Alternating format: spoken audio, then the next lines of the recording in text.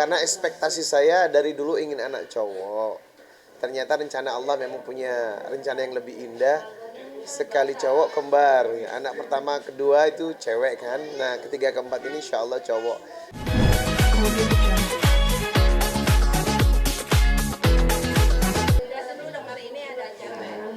Ya, jadi sebenarnya ini lebih kepada rasa syukuran aja. Karena memang wa may yashkur fa inna ma yashkur li nafsi.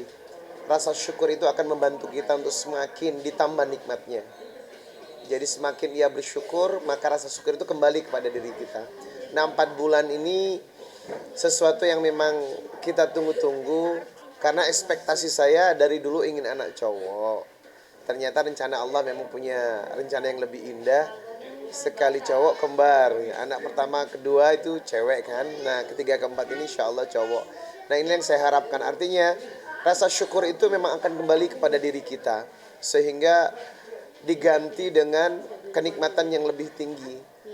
Ekspektasi aku sih kemarin ingin anak, ya udahlah yang penting kembar. Tapi kalau cowok ya, kalau enggak ya enggak apa-apa. Ternyata sesuai harapan, dikasih hadiah.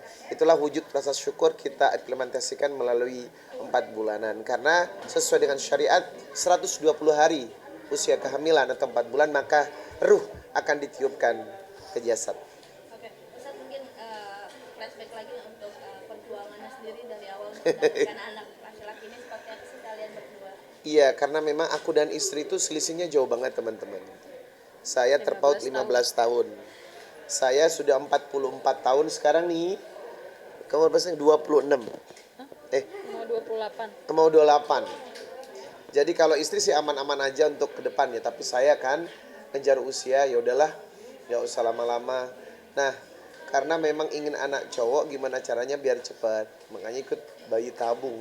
Pada dasarnya bayi tabung itu kan untuk wanita yang bermasalah dengan rahimnya atau sel telurnya. Tapi istri ini kan tergolong subur, saya juga tergolong subur. Sehingga kita melakukan bayi tabung itu ada 8 embrio, 8 anak yang udah jadi dan siap untuk dibuahkan. Yang siap Untuk disuntik ya. Jadi ada 8 embrio itu sudah siap untuk disuntik. Makanya kami pakai 2 dulu. Saya konsultasi, boleh nggak sekalian 5? Nggak boleh. Oh, jadi kembar 5 nggak boleh. Secara etika kode etik kedokteran nggak boleh. Resikonya besar. Jadi 2 pun itu harus ada persetujuan yang maksimal. Akhirnya kami pilih 2. Nah, dari hasil PGTA itu ternyata memang embrionya itu banyak cowok.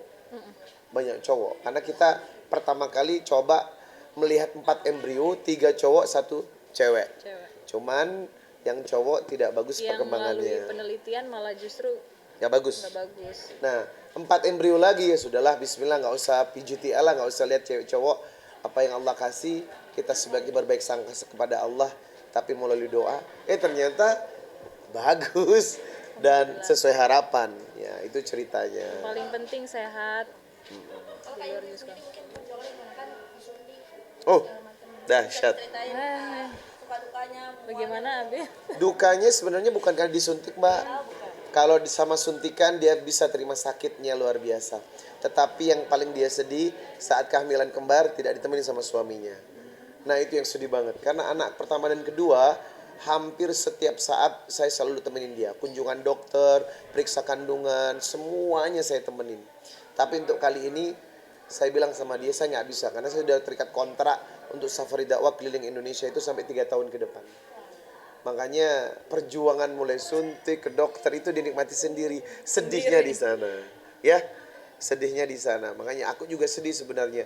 Di saat anak laki-laki kembar yang kita inginkan, saya justru nggak bisa temenin dia kemana-mana. Ini gimana mungkin apa yang dirasakan nggak bareng sama Ustaz, menguatkan diri sendiri? Ya awalnya sih sempat baper gitu kan, apalagi hormon hamil, terus kan ada suntik hormonal gitu ya, jadi bikin tambah apa sih namanya mudian gitu. Terus suami jauh lagi, jadi kadang-kadang nggak ngabarin sebentar aja nih, mana sih nggak ada nelpon, nggak ada ini, pas begitu telepon sibuk banget ya nggak bisa telepon gitu. Pokoknya nggak mau tahu. Kalau udah hamil sebulan sekali harus pulang nemenin ke rumah sakit. Oke, ACC. Nah, ternyata tidak cocok dengan janjinya, teman-teman, pemirsa. Kan dia mintanya sebulan sekali. Nggak mau katanya. Nggak mungkin kamu ketemu keluarga cuma sebulan sekali. Terus gimana maksudnya? Janjian katanya sebulan sekali. Nggak mau. Akhirnya dipanjangkan jadi seminggu dalam sebulan. Wah, ini tuntutan istri kan. Makanya saya pun mengajukan. Bukan aku aja sih, kadang Anak-anak. anak-anak itu kan juga butuh ayahnya juga kan. Kadang mereka, kenapa sih Abi nggak pulang-pulang gitu, protes. Aku maunya sama Abi kalau lagi sama mamanya dikasih tahu gitu kan, lagi nakal terus dikasih tahu. Aku nggak mau deh sama mama, aku maunya ke Abi aja. Jadi kadang kasihan, lebih ke situ juga.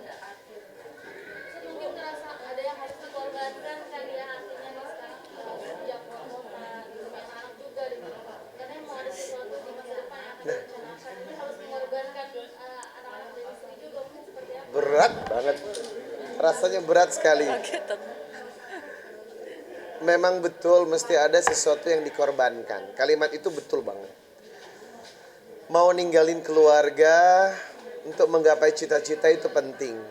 Tapi siklus waktu yang saya buang Apa nak? untuk kerja, banyak hal-hal yang saya terlewatkan tuh anak-anak. Usok. Karena ini tidak bisa flashback, tidak bisa diulangi lagi kan. Waktu untuk Biasa. Zulaikha dan Nabila mesti Kalau udah hilang. bosen sama- Nah gimana caranya? Saya mesti punya target. Saya nggak lama, artinya 2 tahun 3 tahun itu adalah target maksimal untuk saya keluar kota, selanjutnya nggak lagi. Nah itu harapan saya sih. Ya cuman kembali kepada istri, kira-kira target 3 tahun ke depan untuk begini LDR, long distance relationship, oke lah ya. Sanggup nggak? Enggak, aku yang nyamperin. Sebenarnya hamil pun mau nyamperin, tapi kan nggak boleh kan naik pesawat begitu. Sedikit nggak usah deh saya yang pulang. Tapi yang jelas memang Tapi kayaknya nanti abinya sendiri yang gak kuat sih, karena kan kepinginnya punya anak cowok kan. Iya. Terus begitu lahir pasti yang pengen pulang abi. ini beda pemikiran laki-laki dan perempuan. Perempuan itu pakai perasaan, laki-laki realistis. Iya nggak? Artinya kalau saya di Jakarta nggak keluar kota, mau makan apa? Realistis kan? Sedangkan kebutuhan itu ada argonya. Semua harus dibeli dengan duit. Artinya kalau perempuan memang pikirannya baper. Tapi logika saya, paling bapernya seminggu. Giliran token listrik habis, gas habis, uang anak butuh macam-macam, baru dia berpikir. Nah, artinya saya jelaskan, hidup itu memang butuh cinta, tapi hidup juga realistis. Cinta butuh penghasilan, artinya tolonglah mengerti. Artinya kita imbangkan dua kebutuhan ini jalan bareng-bareng. Makanya awal-awal memang agak susah ngasih pengertian itu, karena perempuan ini selalu pakai perasaan. Baper aja bawaannya, baper aja, nangis. Baju saya semua dikeluarkan, dia pakai satu-satu. Lah, kenapa sih pakai baju saya? Katanya kangen macam-macam. Tapi saya katakan mesti realistis sayang, hidup realistis. Kita butuh sesuatu di masa depan yang akan menjamin kelangsungan hidup kita. Makanya berat ya, berat banget. Mana ada orang tua yang berbulan-bulan bisa nggak ketemu sama keluarganya, nggak mungkin. Tapi sekali lagi realistis inilah yang membuat saya strong, kuat untuk membuat masa depan lebih baik ke depannya. Ada. Kalau anak cowok dia mau umroh. Iya, saya ingat banget tuh. Haji sih udah. Kita udah haji, umroh. Jadi kalau anak cowok ini benar-benar Allah kasih, dia mau umroh gitu. Ya setelah lahiran pasti. Kan itu nazar ya. Karena nazar itu hukumnya wajib untuk ditunaikan ketika harapannya sudah tercapai. Itu nazar. Tapi kan dananya dari suami. Iya nazarnya cuma itu. Karena kalau punya anak cowok kita umroh. Karena dari dua-duanya memang dulu harapannya cowok-cowok nih. Kita gagal terus. Nah kali ini pokoknya kalau ini anak cowok, saya akan berangkat umroh. Nah nazarnya begitu. Perubahan sama hamil ini apa dari anak yang pertama itu bedanya apa sih? Apa ya? Oh iya jarang mandi. Eh, Iya. Sehari sekali. Ih dulu nggak begitu. Dulu rajin banget di kamar mandi. Sekarang malas dia luar biasa. Jarang mandi, jarang make up. Pakaian-pakaian perempuan yang dia pakai dia nggak mau. Maunya lebih kepada maskulin, celana. Pertama menikah itu biasanya syar'i aja pakaiannya. Sekarang nggak mau celana, bajunya kaos. ini apa pertanda, tapi aku nggak bisa mastiin apakah ini bawaan dari orang. Takut salah lagi. Iya, jangan-jangan cowok, nggak usah deh, jangan biarin aja.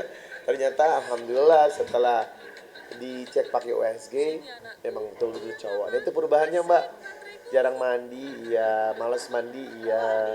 Nggak, biasanya kalau ke dapur, masak luar biasa, jarang masak, iya nggak pernah masak sekarang. Mungkin itu bawaan kali ya. Ustaz, artinya sempat takut berekspektasi nggak sih? Takut. Karena salah terus. Takut, iya. Dua kali gagal terus gitu. 2 kali gagal terus, salah mulu. Cowok cewek. Nah, kali ini aku lebih santai aja lah. Saya nggak mau banyak ekspektasi, tapi memang sesuai dengan harapan. Ternyata cowok. Oke ya. Iya. Dikecilin dulu ya, Nabila. Nonton di situ sama Kak Dina biar ada suaranya. Untuk kehamilan istri yang sekarang aku lebih slow. Tapi istri yang lebih dangdikduk rasanya. Kalau aku enggak lah.